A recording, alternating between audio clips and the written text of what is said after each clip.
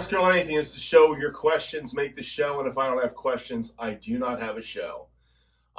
This is for the weekend of August 7th. This is replacing my Hanging with the Hammer show, and I will have some more details about upcoming shows and what's going on with my channel at the end of the Ask Earl Anything question section.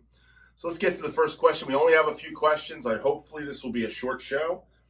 The first question is from Odd Meter, and Odd Meter asked the question, did you ever use natural drum skins? So I assume he's talking about calf skin heads, etc. for the snares or for your toms, etc. In college, I did have an opportunity to probably play a calf skin head once, a real calf skin head. We had some hanging around that were taken off our drums, and probably it would have been nice to have gotten my hands on one of those. I've not been able to afford or want to spend the money for a real calfskin head today, to be honest.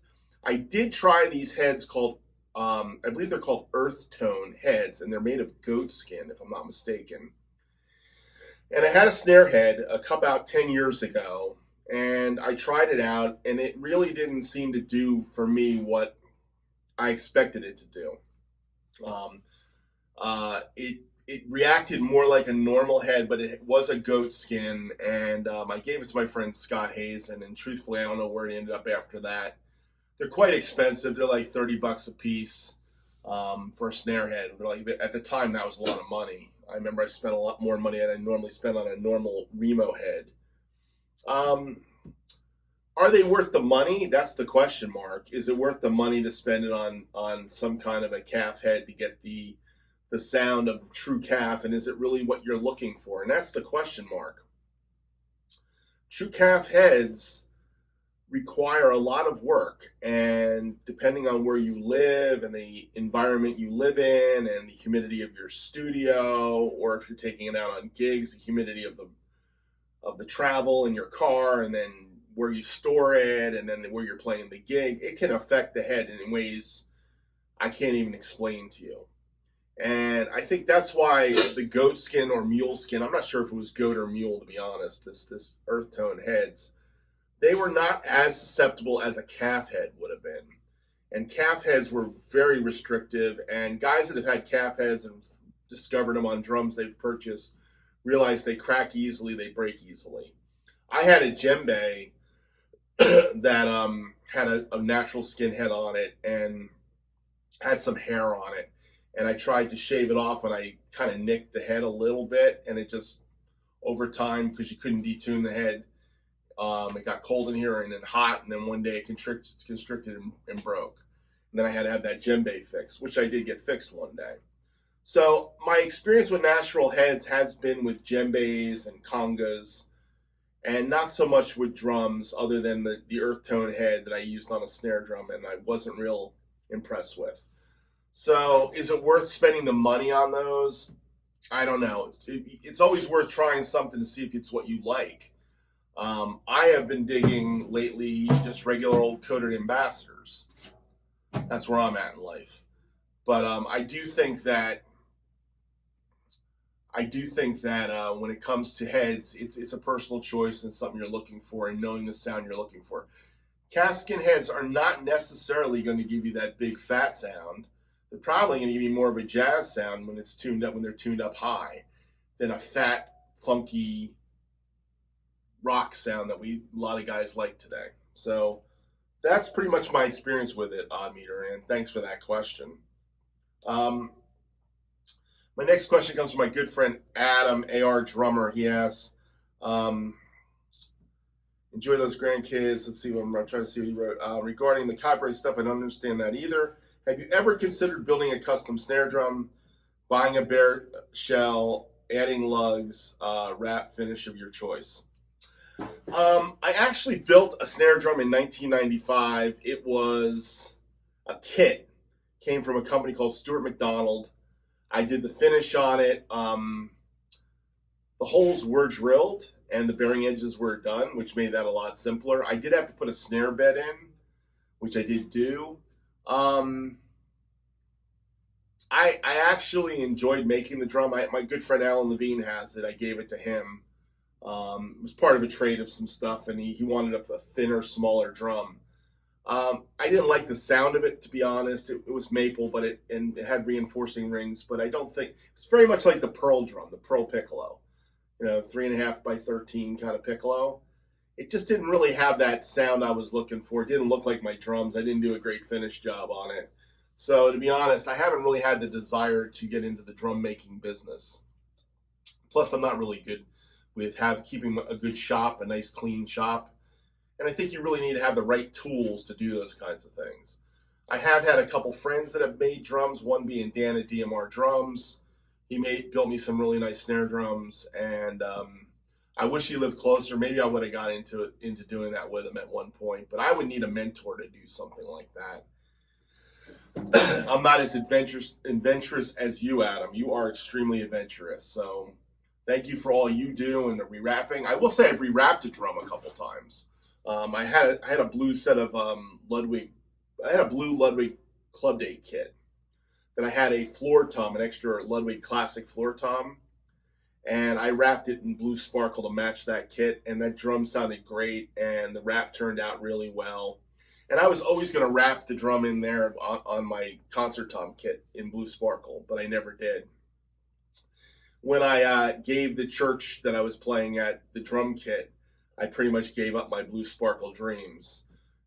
I really liked blue sparkle drums, so it's still one of my things to maybe someday get a blue sparkle kit. But truthfully, the older I get and the more experienced I am as a player, and the more I just don't feel like spending money on drums. So that's one of my problems in life. I still buy cymbals, though. That's one of my problems. I do have this addiction buying cymbals, so you never know what's going to happen there. All right, next question comes from Children Playing, a new friend. He asked the question, listening to the Convo about shells, conversation about shells. He was watching Hang with the Hammer one day, the 9:30 show a couple weeks ago. He said, what are your thoughts about the Pearl acoustic glue?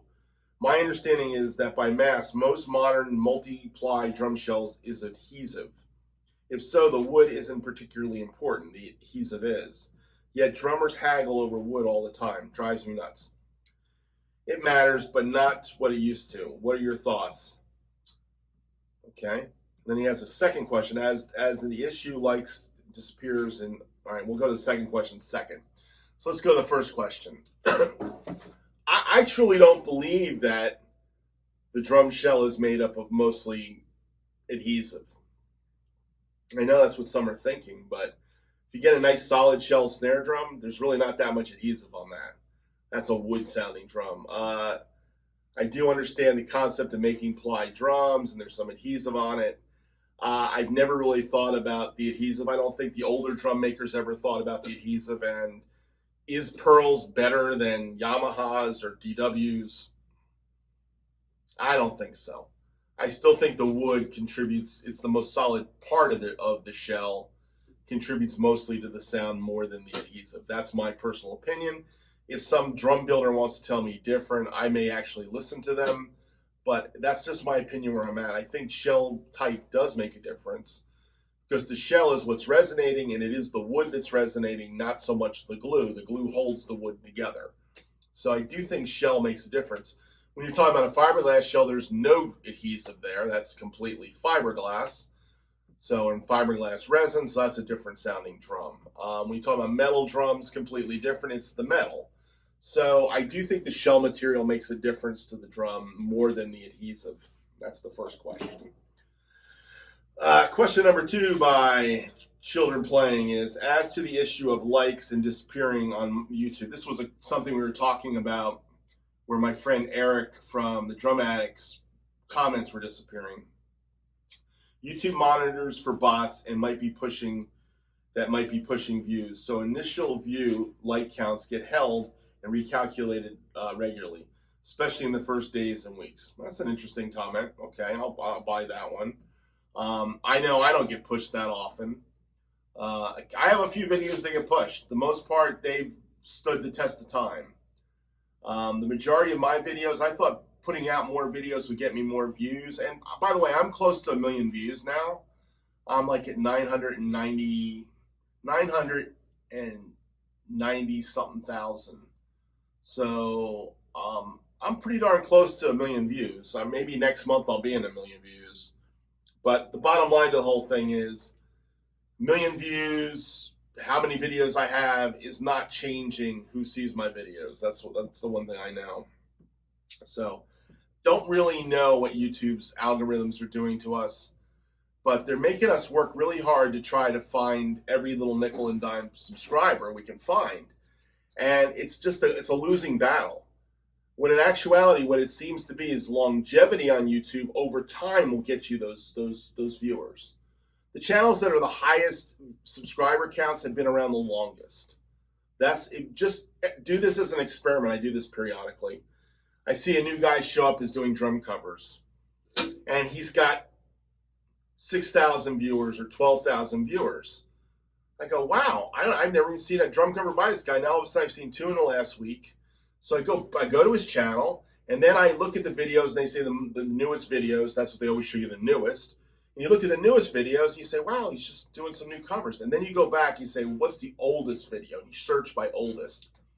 And you find out he had some family videos. He had a video about fishing, and he had some videos with his kids, and he did something with a stock car, a race car, and this was 12 years ago. And those videos all picked up people and subscribers. And then he started doing drumming again about 8 years ago, and you just go down the history and you start looking at the videos and you realize this guy hasn't been doing it a lot in the last few years, but he has amassed critical number of subscribers that watch those videos that get watched. There's a guy here that hawked me for a while. He was a player at one point in time, and he heard my John Hammond story, I guess. And he's got a set of North drums, and he wanted me to subscribe to his channel because, he wanted me to watch that video because he was trying to get 1 million views on that North drum video. Maybe some of you guys have seen it. He only has about 5,000 subscribers. He's got over 1 million views on that North drum video and a few other drum videos. So it's kind of like that was how he was playing the game, and he was going after it. He was searching you down. I don't have the time to search people down. That's the problem. I'm not going to ask people to watch my videos or do anything. That's just not where I'm at. But there is something to longevity that eventually you start to grow, and my channel has grown because of longevity. So I feel bad for the young guys trying to get into this, and the drummers out there that have got 200 subs, and then they hit 500 and it's a marker for them, and they're trying to get up to 1,000.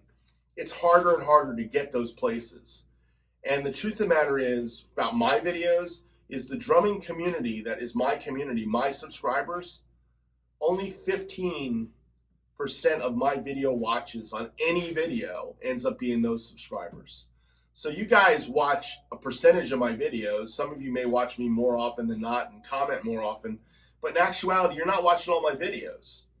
In actuality, I'm not watching yours. And look at your stats and see if it's subscribers or if people are picking up. So you are getting the feeds, but you're not getting the push. So there is something to this whole YouTube game. That's all I'm saying. All right. The last one is I don't have much content because I recently wiped my channel and restarted. But I'd like you to see my 20-piece mahogany concert tom kit.